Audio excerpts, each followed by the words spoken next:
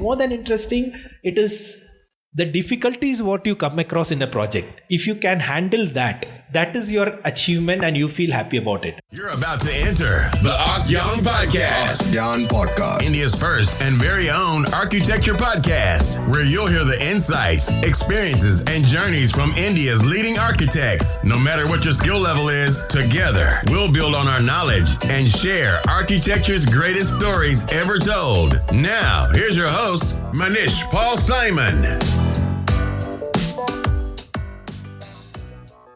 Hey guys, welcome to yet another episode of the Archgyan Podcast. It's been a while since our last episode, so apologies for keeping you guys waiting for so long. I try my best to release episodes every week and I hope to release more in the coming few weeks. Alright, so today we have with us Madhu Kuruvilla, who runs an independent architectural practice in Bangalore called Madhu Kuruvilla Architects.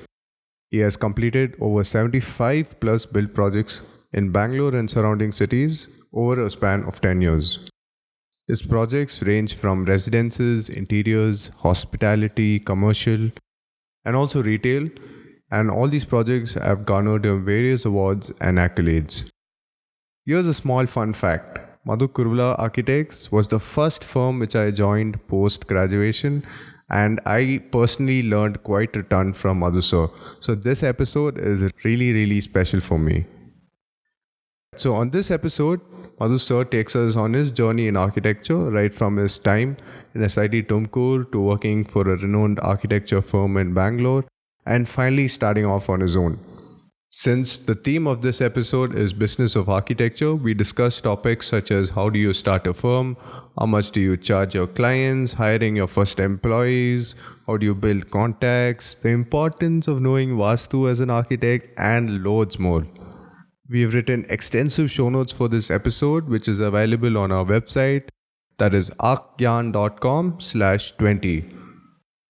Now, without further ado, we have with us Madhu Kuruvilla. Alright, let's get to the meat of the episode. How did you end up in architecture? Was it something you wanted to do as a kid growing up? To start off with, I would say there are a lot of guys who are born to be architect. I was never one. I didn't have my architecture in mind till I finished my plus 2 or going into the degree college. So starting with the initial part of it, I was a very average student in school, finished schooling, then got to plus 2. After that, in fact, my brother is an architect. Oh, wow. Okay. He's based out in Cochin. He's 4 years elder to me.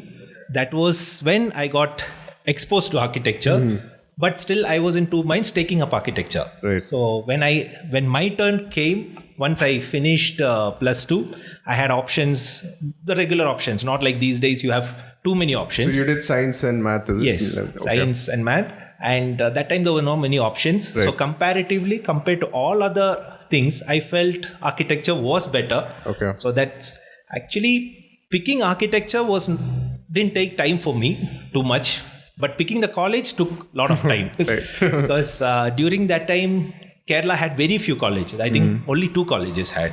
And I tried a couple of colleges in Tamil Nadu, which I just went there, saw the college, came back. Okay. Then that was the time when Karnataka had open entrance for outsiders. Right. So I did the test and I got through the entrance. This was a Comet K test? Yes. Okay. And that's why. And I joined SIT Tumkur. Right. I did my architecture there. And once I started with architecture, still I was lost because I've seen my brother doing architecture. So where did he study architecture? MIT Manipal. Right. Okay. So when I landed in the college, it was like to study history of architecture, then economics, mathematics. I felt like again in the same thing. But then, and I didn't take it up. To be frank, I didn't take it up so seriously. Right. I was regular with supplies, the backlogs, as anybody else. All right. So supplies and every semester I used to have. But one thing I made sure was the year out didn't happen. Okay. So yeah, that's most important, right? And you won't believe during that time, our time, I think 9th semester was thesis or training. I don't remember. 10th semester was training. So every semester I used to get supplies. Only the 8th semester I got an all clear. So wow. I was like, awesome. done. Then after that, I joined training in renowned architect in Bangalore, Nicky Thomas. He's located in Koramangala. So I did my training there.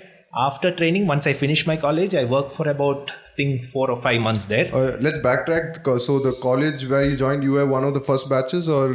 No. We had about 5 batches. Okay. I think 4. We were the 5th batch. But not... We had our own department, new building where they had done and all that. The career, academics wise, it was good. So that's how I completed SIT Tumkur. And that's how you picked up even Kannada and all that, is it? Not so much. That is more after coming to Bangalore. Okay. So, but still, you got a feel of Kannada there. Yeah. But then again, you had all these students from all over India. So Kannada was not there too much there. Once you shifted to Bangalore, started working with the people around. It was... So you're talking about working with Nicky Thomas. Nicky Thomas, I did my training. Then after that, I worked for 6 months. And till then, also it was like an easygoing life. After that, I joined Kabir Hira Architects. He's a renowned architect from Bangalore. His office is in Barton Center, MG Road. Okay. To be frank, that was a time it changed my life. To be frank. That was when you actually started doing architecture. Architecture, more than architecture, started seriously working. Okay. So till then it was like easygoing kind of a thing. That was when I became I would say a workaholic. To be frank. Okay. Till then it was like, okay, work. That's all. So not even in college where you had full all-nighters and all that. That was only previous night. Only Only the exam previous night you become workaholic, and after that you become another holic. So it is. So there it actually changed, and I worked with him for almost 6 years, where it was like an achievement for me because I've seen in that office where people work for 1 day. And they don't come next day, so you know what is the feel of the office there. So people work for 1 day, 2 days, 1 week, but I completed 6 years. Awesome. So that is when I was like more working. So that's where you learned how office functions. Yes, and it's more. I would say not more of architecture, how office functions, how you handle the work. Because there you are supposed to handle projects independently.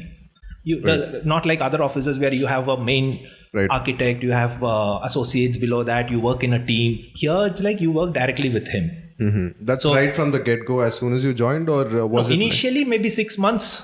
You just work on different projects, assisting different guys, because I just had only, I think, 6 months experience or something. So after that, the work module there is you work independently. Okay. You will be given, depending on your capacity, maybe 4 projects, 5 projects, as much as he can load it. Okay. But you work directly with him. And you have to handle everything in terms of the clients, you have consultants, site visits, and he will come for some of the site visits, not every site visit, but you are answerable for everything. If something goes wrong on the site, you are supposed to take it up. It is your responsibility. Okay. So, and plus, I shouldn't be saying it. I don't know whether he will be seeing this also. We never had an office boy, anything there. So before me, one guy was there, another architect who had completed 4 years, 5 years. So he was office boy. and it was passed on to you. Once I gained the experience for 4 years, I was given the promotion for that. So this includes making coffee and... No. Making coffee. We had a tea coffee guy outside. But otherwise paying bills and anything happens in the office with the system, everything, you are supposed to call that guy, this guy, all that. Because main thing is if you have girls and guys in the office, guys are supposed to take over all this dirty works. And the guy who's got the maximum experience is supposed to take it up. So it is... but in a way, I would say it really helped because you get to learn how office function from A to Z. It is not that you are just sitting on the table working, designing from morning till evening. How office works, what are the people involved, what all work is there. You come to know the entire background of it. So it's much more than just design. And even project wise also it was good. When you have the whole responsibility of the project on you, you get more, you take it up, because otherwise it's like anything and everything, you just go ask boss, what can you do it here? What in this situation? Here it's like you cannot go to him asking what can be done or what can I do, you should go to him saying, sir, can I do like this? Okay. That was the difference. Okay. So that really changed my thing. And then what made you decide to like start off on your own, or did you join any other place No, before? that was the only experience I had. Okay. And as any other guy, maybe like completing after 5 years, I started getting saturated. Means the daily same environment and same this one. So then I asked him for a break. Like that also was nothing planned. Just one day I just walked up to him. I told him I need 2 months break. Okay. So like he was like, oh, my office boy is going. No. He was like, okay, fine. He didn't want to lose me, I think. So he said, fine, no problem. You take a break. I went back to Cochin. I was sitting, in my house. So your brother was parallelly practicing in Cochin. Okay. So when I was in Cochin, I used to go like half day to his office just to be around and things like that. Then I felt all this while I've been in Bangalore. So I have to come back. Okay. So I again came back. So as a responsibility or this one, I went back to Kabir Hira. He said, you work here. I think after that, again, I continued for 1 year. But then I knew I have to move on. So by then, actually, I started getting projects through known sources and people started... So you kind of build your contacts in those 5-6 years of... I wouldn't say build your contacts because that can go in the other way also. You're staying there, you're building your contacts. Yeah. I won't say that. Yeah. But people... I think that happens in most of the offices. When you're staying there for 5 years, 6 years, there will be some or other references coming in and they will want you to take it up. So initially I didn't pay too much because I wanted to stay for some time. Then I started getting offers. So finally I took it up, 1 or 2. Right. But I was very clear with whoever because the next thing is working in an office, doing projects ethically. If you talk about ethics, it's not right. Yeah. But then I made it very clear to the client that I won't be available on the daytime. Okay. And what I used to do is Saturday, Sunday, I used to go to site. Especially Sunday will be my site visits. Right. And other days also what I normally do is I work from 8 to 8 in the office, morning 8 to evening 8. Oh, wow.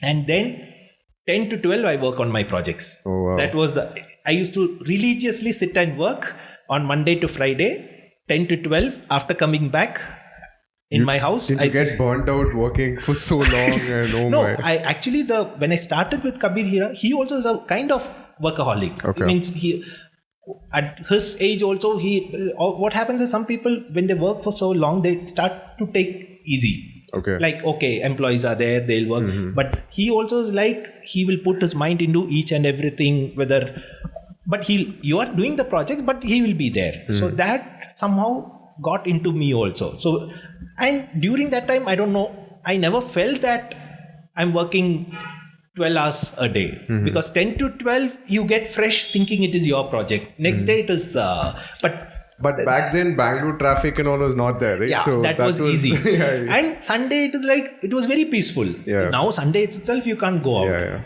Luckily, 2 projects started off and we could complete it.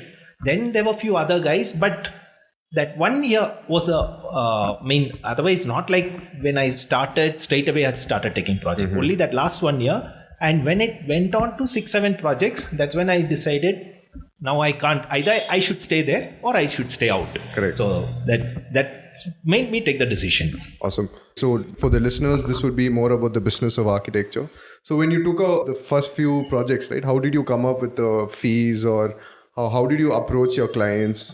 Did you compromise on your fees just to get the projects or something along those lines? I would have definitely compromised on the fees, I think, because that was my first experience doing as a project, your own project. But regarding the fee structure, how much they charge, and see, architecture is one field where a lot of people, they charge on, there's no standard rule. Though you have 7.5 Council of Architecture Council of fees. Architects has 7, but it all depends. I myself, I know architects who charge for a project, one person who charges 15 to 20% also. Okay. So that is the range of how, depends on your you as a brand, then your overheads, everything. So it is, you can't judge, you can ask people, how much do you normally charge? But end of the day, you have to come up with a calculation which works for you. And I won't say that calculation is standard for every project. According to me, in my experience, you can't just stick to 7%, 8%, 9% on all projects. Some cases you tend to lower little less, quote, you lower it. Some cases you depend on where the project is, location, all that. So my initial project, actually I don't remember how much I charged, but I know because my boss, Mr. Kabir Hira, was on the premium side. So I knew I can't straight away charge that. Right. So started off in a small way, and I had to do a lot of compromise. Even the client also, it was a compromise. Weekdays he's not available. Okay. Weekends he's available, or he won't attend the call. So you can't charge also like that. But luckily they were okay with that. And what is the sort of scope of work that you gave your initial clients? Was it only the drawings or? No, it was basically I took up the structural part also.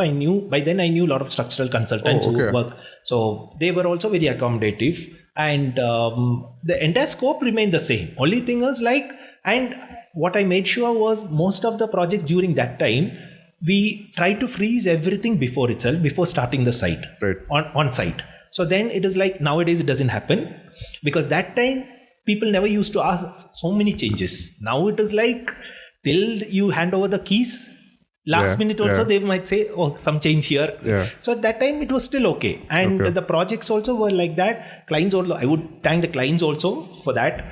But it was okay. It is... what are the kind of projects that you did? I started first with a residence. Okay. Then it was actually a school straight away. Wow. But then that school didn't take off. We did as mentioning, we did the complete working drawing, scheme got finalized, everything. But then what happened, this guy got a good offer from a developer, builder. He went for a joint development. So, but that takes a toll on you as an architect, right? So one good thing was he gave me the next project. Okay. But you didn't charge him for the design fees? He paid me fees. for that. He paid me. All right. So we normally go with stage by stage. You have some amount towards advance. Each goes on finalization of scheme, then 3D views and all that. So till that, but I would have still lost it because the project was completed to a certain extent. Right. And how did you start maybe building your contacts and growing your network when you started off on your own? See, contacts basically, till now, whatever has happened to me, it's through word of mouth. Because you came from Kerala, you set up everything in Bangalore, and then you picked up the language as well. And then you build contacts. So give us a small brief on how you went about it. See, contact-wise, during that time, actually, I didn't know too much about what it's going to be after 10 years, 15 years. My thing was just kept on working. Right. So it is not like I didn't plan after 15 years I should reach there. Right. After 1 year I should be getting this. So living in the present. Living in the present, I just, whatever projects coming to me, I try to understand the client and the project. If it works, do it, keep working. That was the only policy so that spread like word of mouth. Okay.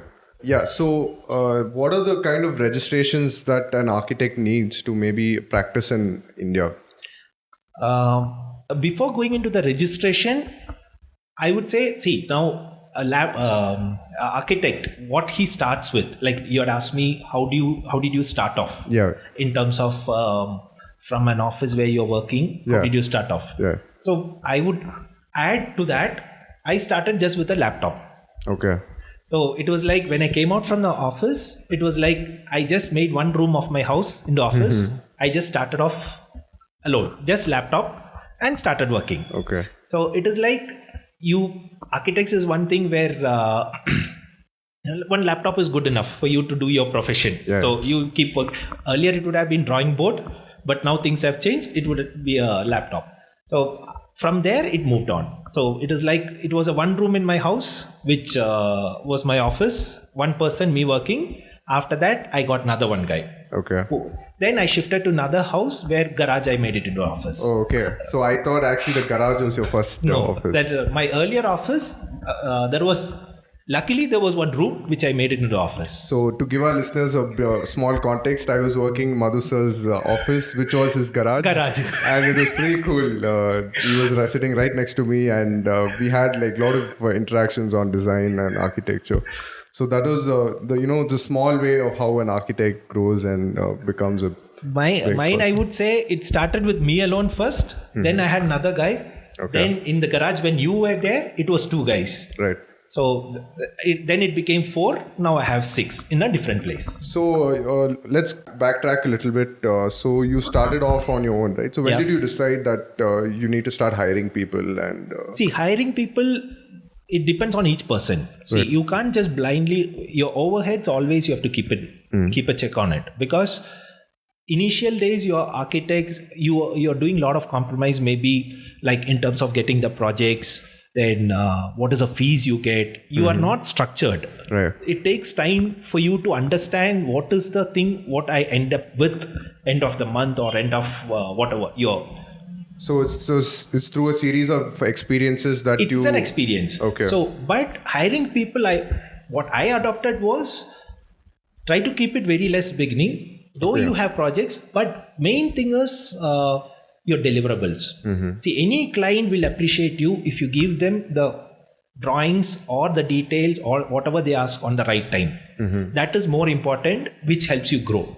So you having a big office or a small office, I would say doesn't make any difference. If a big office doesn't deliver drawings and a small office delivers drawing, the client will be more happy. Yeah. So in our field, that is a main thing. Right. So when you feel like you can't handle that is when you need another person. And how do you decide like this is a set period of time that I can take to give these set of drawings to the client? Like do you decide like, okay, I need 1 week of time to give this set of drawings to the client? Or do you need like a month or something? So how do you decide the time frames? Yeah, that initially when the project comes to you, you have a time period. You can always tell them depending on your experience. Like you would have, by then like a new project comes, for example, a residence or whatever. Depends on projects. Residence, it takes different time, and apartments, commercial buildings take different time period. So if a client comes for a residential project, for a villa or a residence to you, by then like to hit the site how much time you need. Assuming that maybe you need 1 week to show the scheme, then he will come back with corrections, then finalize that, then you go into 3D. It all goes stage by stage. Then 3D gets finalized, and structural drawings, working drawings. So you're talking about 1 month to 2 months to hit the site. Okay. So some guys are happy with that. Some guys, they say like it's too long. But it depends. Like that's where you have to understand the client. So if you're okay, give the maximum period. But at the same time, you shouldn't say 6 months. They won't. Usually 2 months should be good enough to hit the site. And do you take a retainer for before you start the design? Or I normally try to take 90% of the projects I try to take, but some cases it might come through reference. Our field is such a way that the same policy doesn't adopt everywhere with everybody. It keeps changing. So if it is a new client, definitely you take a retainer. But once you start growing and this one, there will be a lot of projects coming through reference. Right. Like, so sometimes he'll say, he's my very good friend, he's a very nice person and all that. But then it might end up in a bad way. So there are cases, but it's better always to take a retainer. But at the same time, you should have enough work to show them to take the retainer. You can't just have some small work and then tell I start with that once, then it doesn't work. Okay, and these days a lot of young architects are taking up a lot of interior design projects, right? Not only young architects, anybody is taking. It's like interior designer. I mean, interior designing. It's becoming more like you wonder whether you are an architect or an interior designer. Okay, they call it. But you started off doing residences, right? You slowly started taking up interior projects later. That is basically, maybe it would have come from my earlier office, because he used to do all type of projects. He used to do residences, villas, apartments, commercial buildings, institutional interiors. So it's always better to keep a balance of everything. See, there are some guys who does only interiors. There are some guys who works only for builders. There are some guys who does only residence. But it depends on each person. Some I would say some people don't want to deviate from their regular portfolio. Like interiors means interiors. But I would say balanced one is always better because it keeps you are aware of everything. And on the other side also, for example, if you have a recession or if when the projects are economy gets a hit. See, I know so many of my friends who work depending on only builders have run into problems because of recession. So it is like always keeping a balanced thing is always better. So interior designing, normally what he used to do is, my earlier boss, for his houses he used to do, apartments very less, and restaurants, hotels and all those things he used to do. So maybe that was there inside me, I don't know. So apartments normally I don't do. If I do a house, I do interiors for that. If I do a villa, I do interiors for that. That's the thing. But I've done apartments, I've done restaurant, I've done jewelry shops, retail also. It all depends on it comes from whom. So, And do you still believe that word of mouth still holds true in this day and age where social media is such a big thing, where clients are directly approaching you because of your website or your Facebook page or something like that? I would say it plays a serious role now. Things have changed now because social media is something which is taken over. Everybody wants to, before that I'll come to a simple thing. If you're doing a house, for anybody and everybody, it is very important who is doing that house, what am I doing in that house, what his actual needs are different. So it's mostly like a person is doing a house, it is to show others.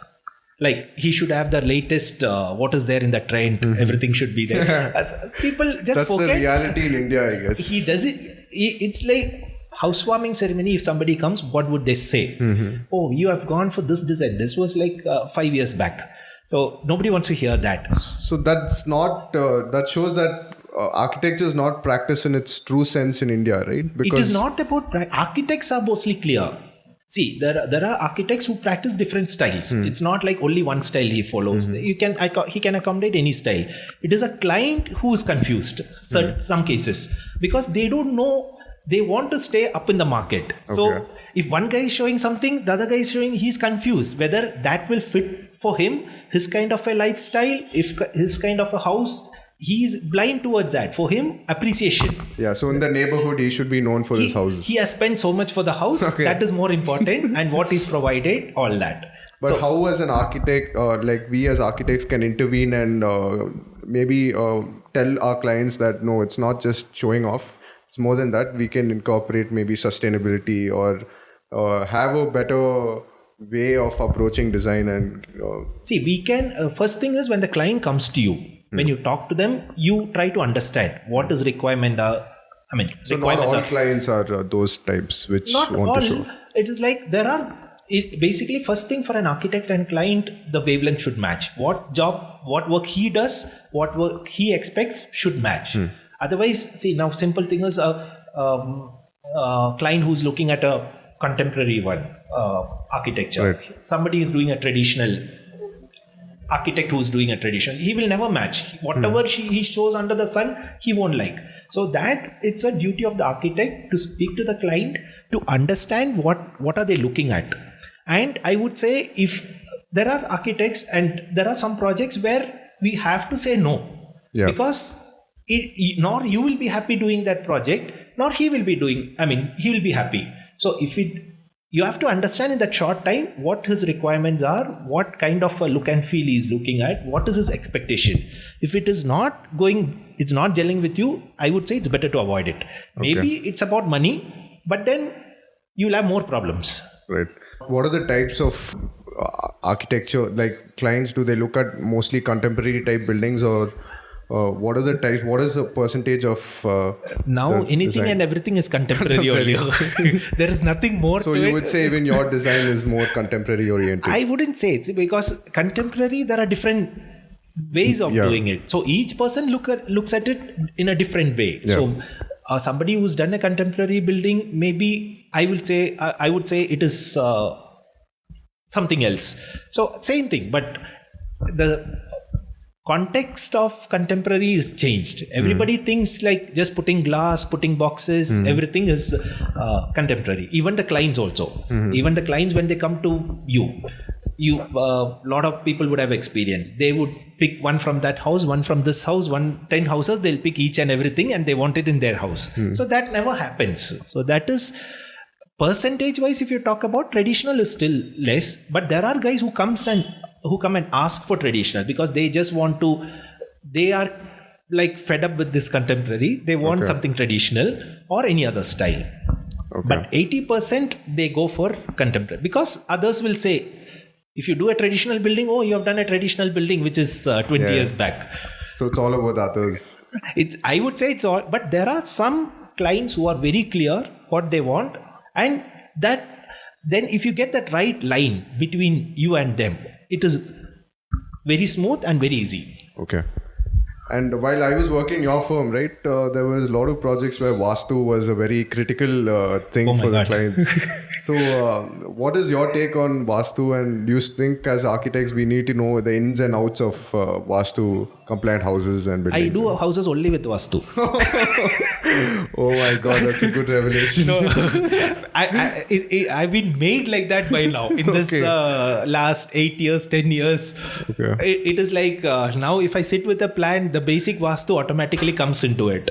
No, there's nothing against Vastu, but it is things have changed now because everybody wants Vastu. Especially, I would say, especially in places like Bangalore. So it's impossible to design a building without There might Vastu. be clients, but I would have come across only 5% out of 100. Okay. And I've had worst experience in Vastu also. So that's why I said automatically my Vastu cup. There are two projects which I've done, which was a villa, young couple, where they approached me for doing a residence. We did the plan, everything. I showed 3-4 options. They were very happy. This was without Vastu? Without Vastu. Because they said they don't want Vastu. Okay. So they said, no, we don't believe in all that. Ventilation, this one, functioning, the circulation, all those things, fine. Vastu is not important. So I gave him 3-4 options. They like a couple of them. We again went on working on that. Plan got finalized, elevation got finalized. It went to structural drawings, working drawings. They were about to hit the site. The week before they hit the site, they're coming back and saying, let's look at Vastu. Oh my God. So that was not the first experience. I tried again for another one project. Okay. So that was like a bad experience for me. I had to really pay for it.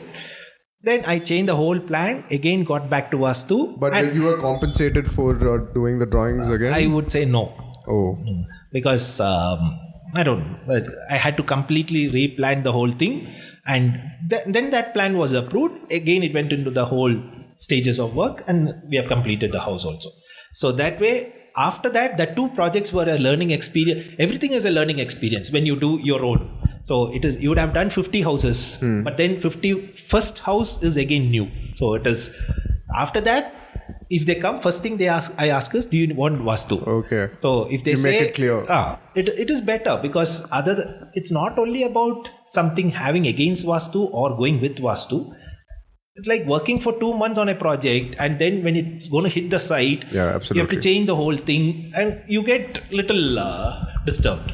So, and more, Vastu means it's actually huge, but in my project we just keep that 5-6 basic things. Not like there are projects which I've left with because of Vastu also, because they only come with the plan. They say like, this is the one, this is a room layout, all that. I want the window here, I want the door here, in the toilet I want the WC here, water closet here, shower. Then I'll be looking at what should I do, just draft it or and then after that they'll say this window should be 8 feet 2/3 inch from this wall.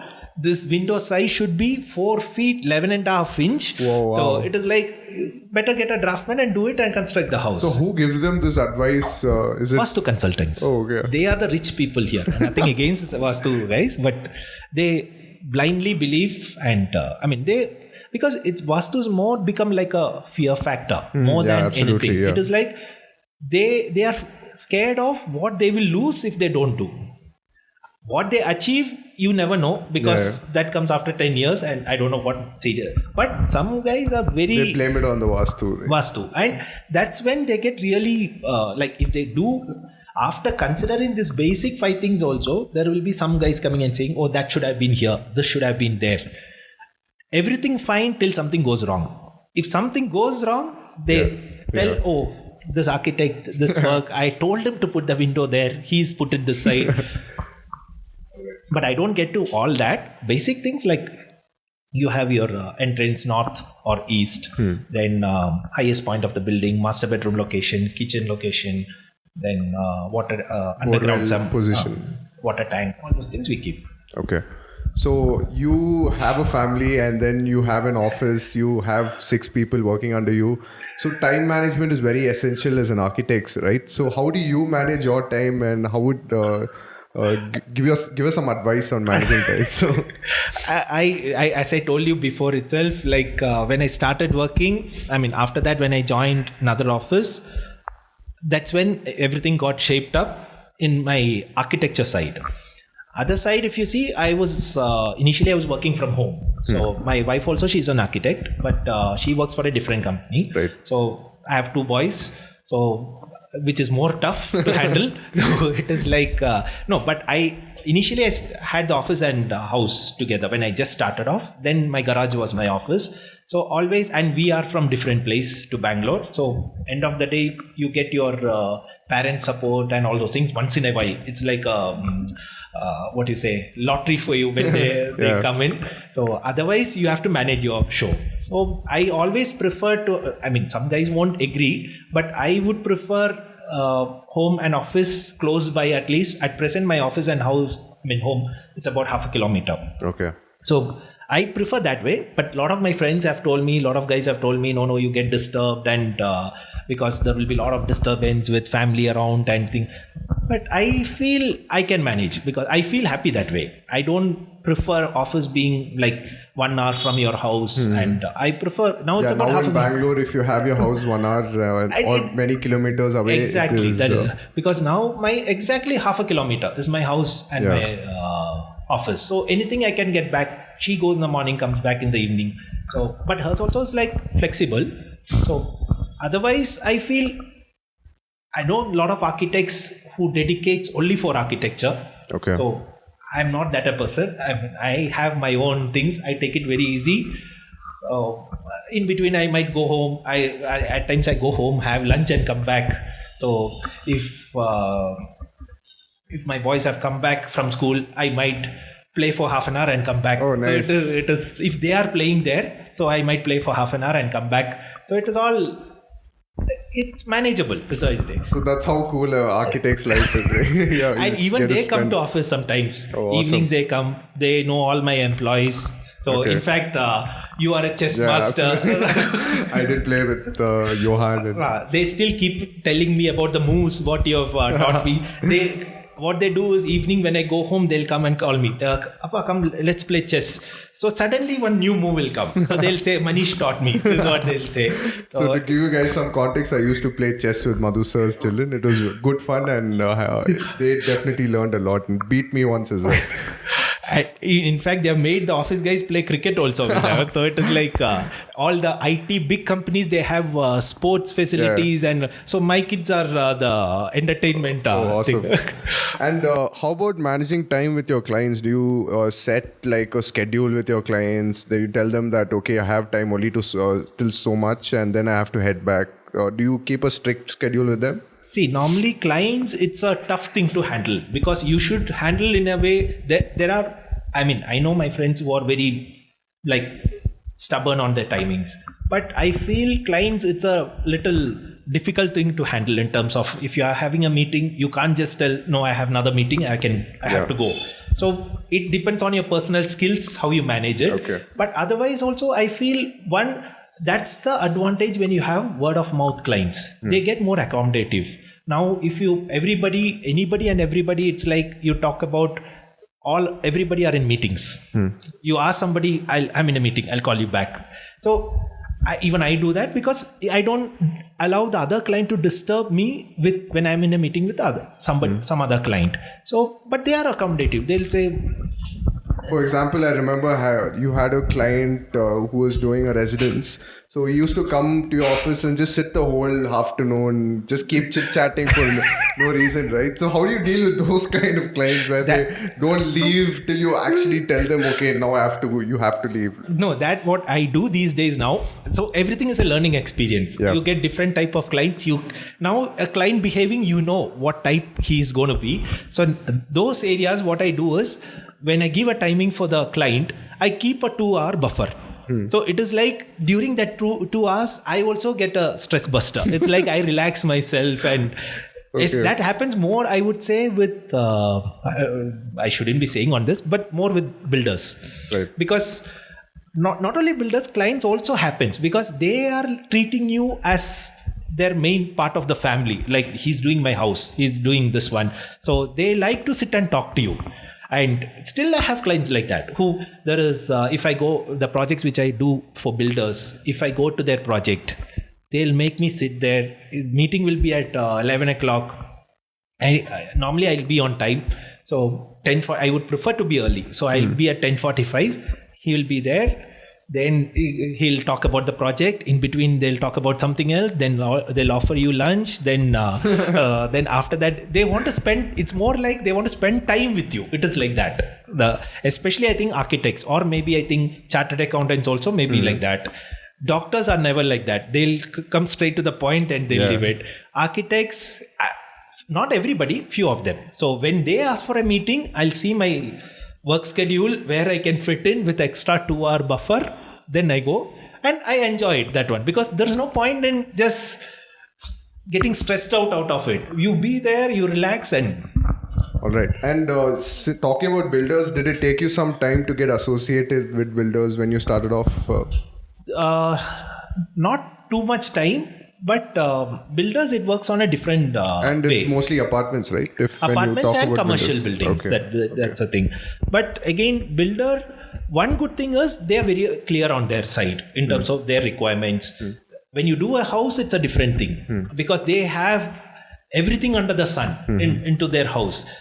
Relatives will be giving opinion, friends will be giving opinion, all those things. Builders means it's about straightforward. What is a site area? What is FAR? You give them their profit in terms of the saleable area. You help them to achieve it with the necessary car parking. And the main thing is the saleable area. Right. You try to achieve the saleable area without issues with, I would say, circulation or Vastu, all those things.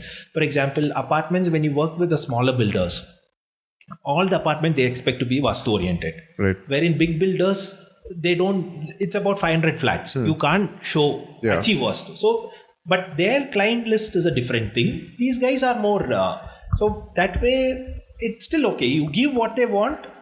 There are no changes, all those things. And once you start working with a certain builder, you know what his expectation is. So maybe first project, you might have it might take more time. Right. The second project, it all depends on you, how you program yourself. That is more important. You meet a client, it's your talent to understand him. You can't say client is behaving like that. Your time management is how best you can understand him. That is more important. Okay. And one of the most important aspects or things in architecture is the budget, right? So how do you, when you approach a new client comes to you, how do you make the budget for them and tell them, okay, and ask them what is your budget, and then you give a proposal? Is there a process for that? That one more happens with interiors. See, architecture project won't have so much of a difference because, see, when they come to you, they know the site area is there. They know at least 50% they know their requirements. Whether I need a 3-bedroom, I need a 4-bedroom, or what do I need? Gym, home theater, parking, how many car parking, then servants' quarters. They have a fair idea of what they want, most of the residents. But few guys are there who wants to understand from you. But then once that is understood, and you then it's about the sizes, the room sizes. Like some guys, they want big bedrooms, some guys big living room. So eventually you end up with a built up area. What is the total, whether it's a 5,000 square feet house, 8,000 square feet, or whatever square feet, then you will have a fair idea how much it will cost. Right. Maybe 2,000 for the shell of the building, or 1500, 1800 or 2500 by knowing the type of planning. If it is a simple planning, it will cost a little lesser. If it is a little more complicated, it will, but a fair, it will be about 20% difference, 22, and we do the BOQ also. Once the elevation is again something might cost, because everybody want out of the world elevation. Is now, that's what we feel how things have changed. It's like 5 years, 10 years back, everybody were interested only in planning. Right. How the plan works. Now they are ready to compromise a plan for the elevation. It is like people from outside, when they see what will they say about my house, that is what important. So costing of architecture project is still under control.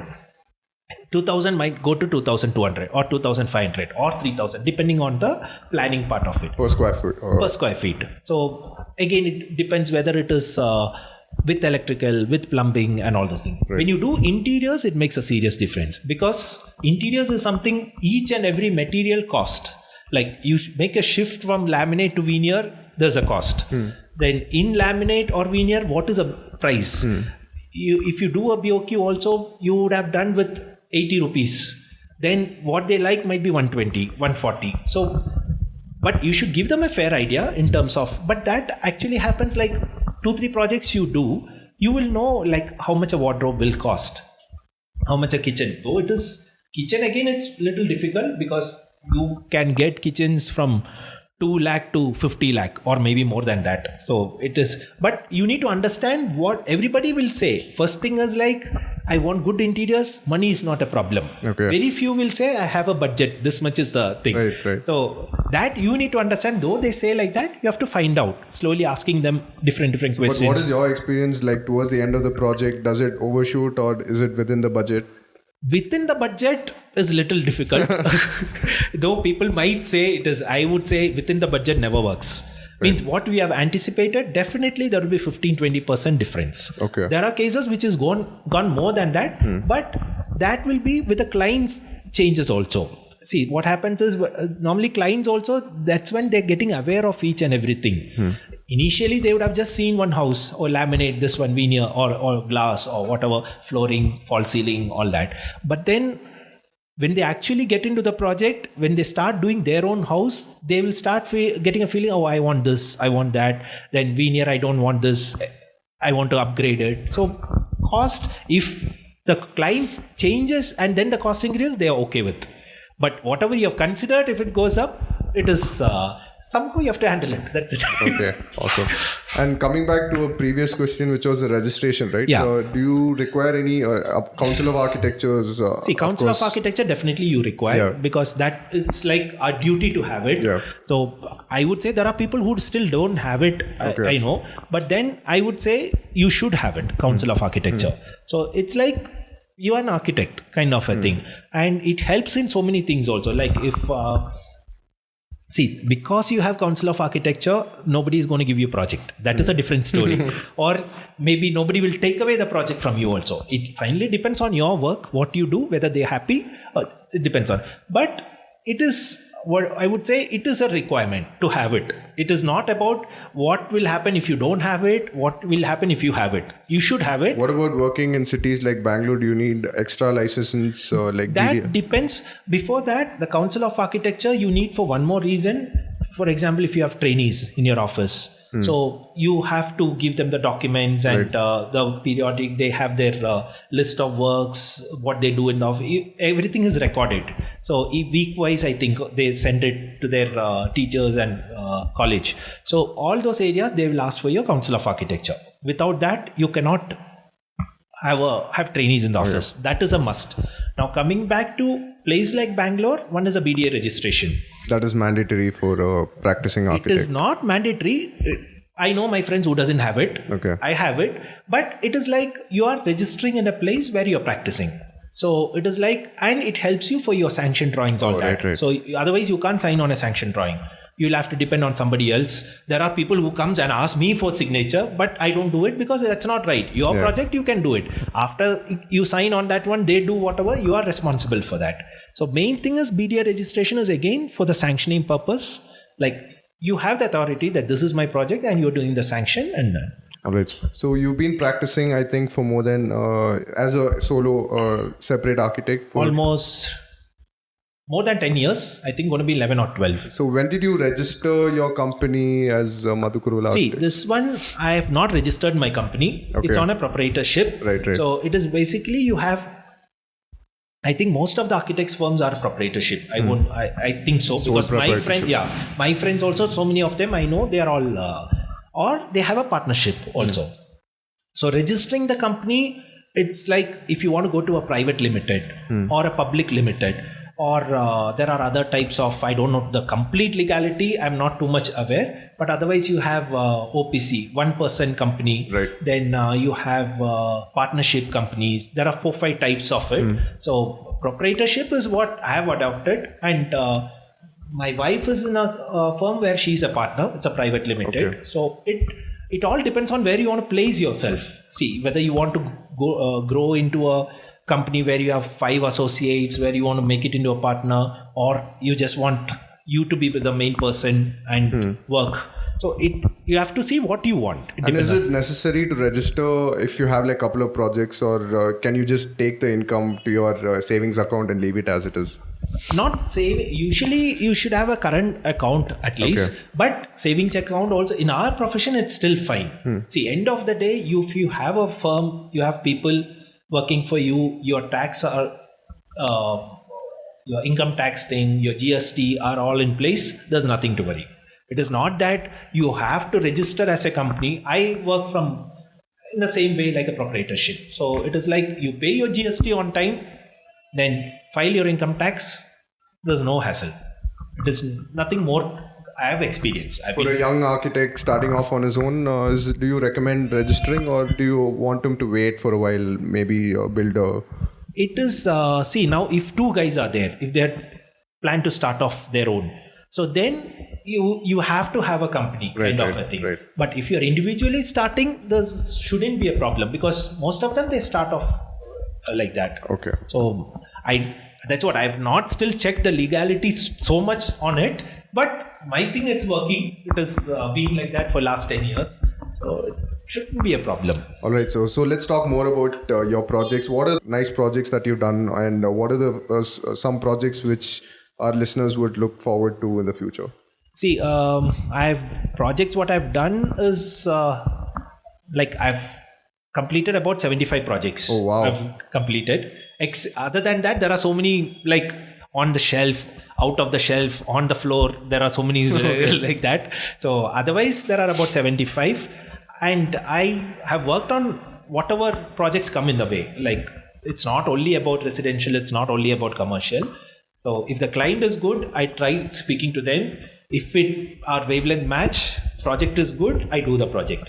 So maybe it is a first project for me in that type of project, maybe like hospitality or industrial project or institutions, or because residences, villas, apartment, commercial building, it's all, most of them they will be doing it. So a guy who is so much done houses, villas, a client might not give like an industrial project or a hospitality project. Everybody wants a past experience. So, but I have tried to do whatever comes in the way. So I've done projects. One winery I've done, a winery on Godbellapur. That was one of the interesting. I didn't know anything about winery till I was thinking again and again, should I do it? But we had a wine making consultant. Then client also was very accommodative. So that was my first experience into a winery where we have everything. They had a production area, tasting room, then guest house, barrel room, everything. And they were making it into like a wine tourism kind of a thing. So interesting projects, I would say. Everything is interesting. Sometimes a simple house can be very interesting thing. It's not about the type of project, or maybe, see, some people consider apartment as very boring because you have to achieve the saleable area, give other things. But certain apartment will be interesting. So I'm quite happy. It is winery was a different thing. Then I would say it's not started on site. A couple of schools are there. So when you start working on a school, that is interesting because it is like going back to your old where you have studied, that things comes into your mind. It is not started on site, but the scheme, design, everything is finalized. So that was interesting. And otherwise, every project will have I would say more than interesting, it is the difficulties what you come across in a project. If you can handle that is your achievement and you feel happy about it. See, though you design a project completely from A to Z, on site there will be some issues, some things, client might change something, client might ask you, can I have something else? So it is like, I know people who will say, no, this is done, over, this is what it is. But it depends on people. Like I normally see whether, is there any option within the limitations? So if there is an option, it's our duty to suggest that. Okay, maybe you won't get paid for it because your things are like what I said, the house which I did, I had to change the complete thing as per Vastu. But if I come outside, if I see as another person, why that architect, he can't do one house as per Vastu. So it is, those things are more important, I would say. If you have that problem solving capacity, and it doesn't give you any, what you say, advance notice spirit. It just comes, you have to solve it there. That is where your talent is. You can't say, I'll go back and check, give me 1 week time. So you solve problems on site as well? If possible, but otherwise also, that is any architect's one of the side, because issues has to be sorted out. That is more important, because sometimes people get, like you have to, that's where your experience comes in. Like another project, you would have to face one situation, so what you have done there, or talk to people, get opinion and then do it. All right. And what are some of the future plans for Madhu Kuruvilla Architects? Future plans as of now, it's just going. I told you, I normally think about present. My thing is like, just keep working, things will all fall in place. So it is not, sometimes what happens is if you plan too much also, it's a problem. If you can't, but okay, planning is required, but then one in a month, somebody comes with a new inquiry about new projects and all those things. You tend to work on that. And so I don't plan 2019 is this, 2020 where I don't do that. Just keep working. So that's why it took, I think, 10 years from myself being employee till 7 of us, including my 6 employees. We are 7 now. It took, I know people who have done 1 person to 50 numbers in 2 years, 3 years also. Oh, wow. But for me, it took 10 years for 1 person to become 7. So it is, but fine.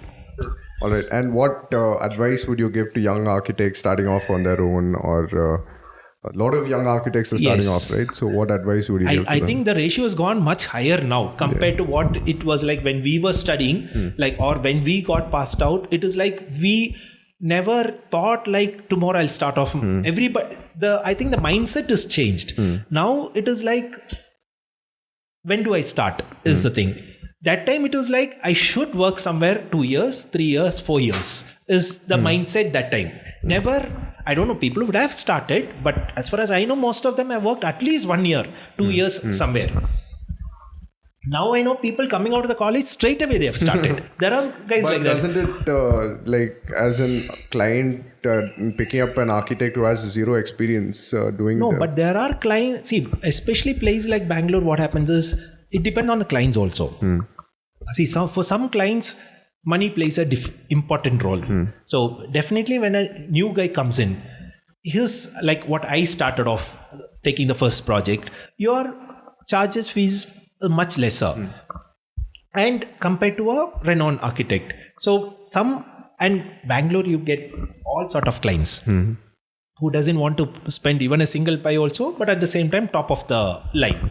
So I would say the clients should be more this one, because they should know what they want, whether he's able to deliver. It is not about not having experience. A guy coming straight from the college also, he might do a project. He might do a good job. There's no problem, because it depends on what he studied there, what his knowledge is, and architecture is something it's related to common sense also. It is nothing. So it's not necessary that you need like 3-4 years experience. It depends on the individual, I would say. Okay. It is not.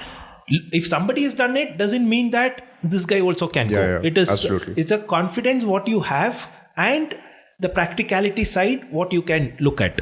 Because some cases what happens is they'll do the project, but when the issues happen, like what I was talking about, see, architecture is about everything.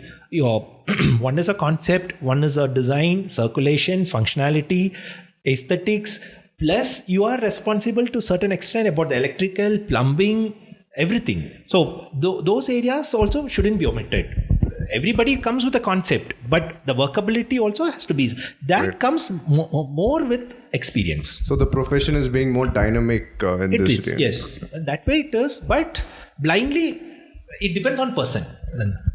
I know my friends who have started off their work, they've worked, again it is like that. Oh yeah. Okay.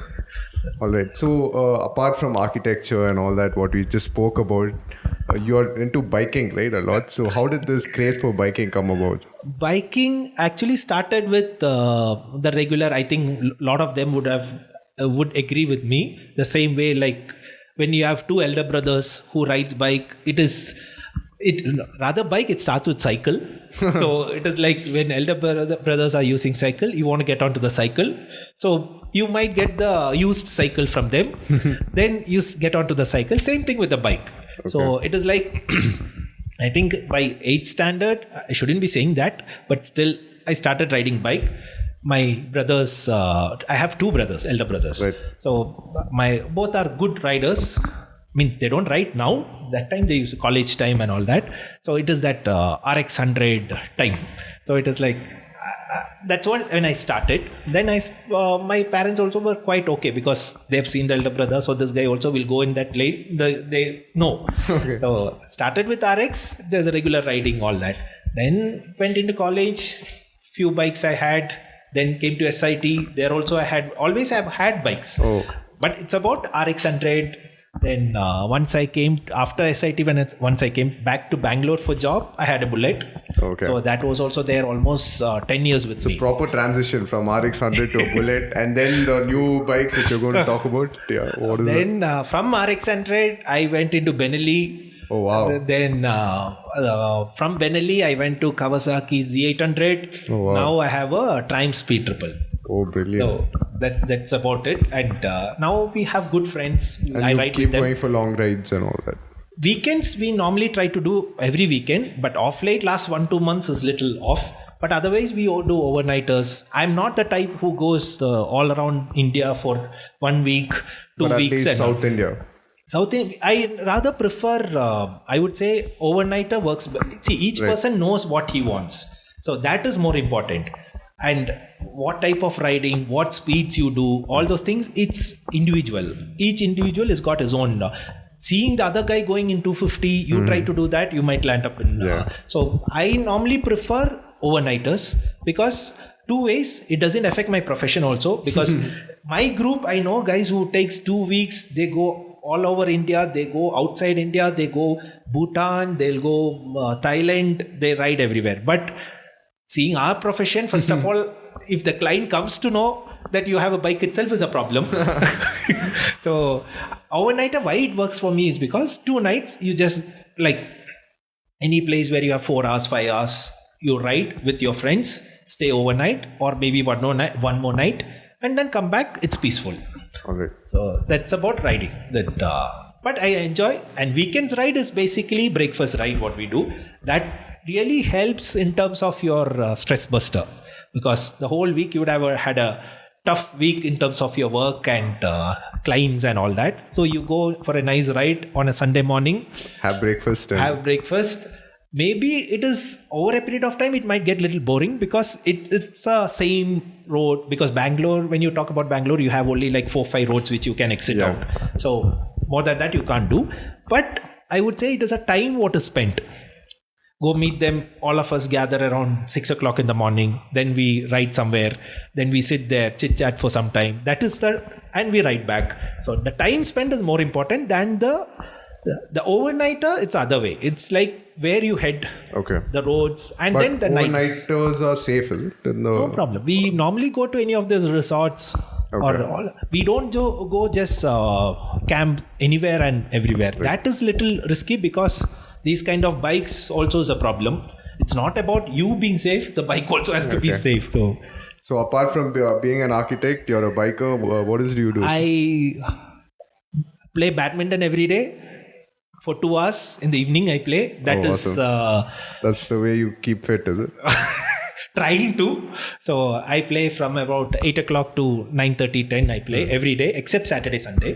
Otherwise, I play with my kids. So both are outdoor. They're more outdoor. So they like cricket, badminton, cycling, all that. So it's like. And a lot of travel as well. Travel, we try to do, not too much. Otherwise, site visits also, like there are other site visits which I have to do. But in a year, we do about 3 to 4 trips. I think this is awesome advice for architects who are family people as well. I would say it is, I don't know, some people they say like it's very difficult. If you have I would say, understanding wife and decently understanding kids, you can easily manage. There's no problem. All right. So it was an absolute pleasure talking to you. We hope to have you in the future as well. Thank you. And discuss more on architecture and design and the business of architecture. Sure. Thanks once again. And how best can our listeners reach out to you? Or See, I would say, to be frank, I would say I talked so much about these things and other things, but I'm still not too much social media person. Okay. So it is. I'm not too much into social media. Facebook, you won't believe. I check Facebook like I think once in 3 weeks. Now Facebook is anyways dead now. It's all Instagram. Instagram also the same thing. So it is like, I would say my priorities are different. It is like, I would say, see, people talk about what is a gadget you go with. This one, you cannot go out with. One is a phone. Then I would say for me, it is phone and laptop. Okay. Because it is like, see, so my wife also, she keeps telling me, when you're going somewhere also, anywhere I go, maximum I try to take my laptop. It is like whether it be a trip also, okay, maybe a biking overnighter, I might not take it. Otherwise, anywhere outstation I go, I'll take laptop. Otherwise, also going anywhere for a 4 hours break or whatever, I'll still keep my laptop in the car. So the laptop is the architect's new go-to tool for the future, right? Because I feel, see, if the client asks something, if it is in my reachable thing, I try to do it immediately. Or at least send it to my office people, get it out. Right. I get more tense if I don't have a laptop and the phone. And maybe your firm's website or something where people website is there, but I'm just on the process of upgrading it. So otherwise it's just mobile number. That's it. Otherwise, or your email ID as well. Email ID. And I'm not too much into social media. Okay. I know that's I think it's a bad thing, but then I have to get used to it. I don't know. All right, sir. Thanks a lot for your time. Thank you. Yeah. You've been listening to the Archgyan podcast. We're still building the community. Please share this knowledge with someone you know who could benefit. Just send them to archgyan.com, where you'll find our free newsletter and for more podcast episodes. Search for the show on any major podcasting platform. Don't forget to subscribe where you're listening right now. And if you liked it, leave a rating or review.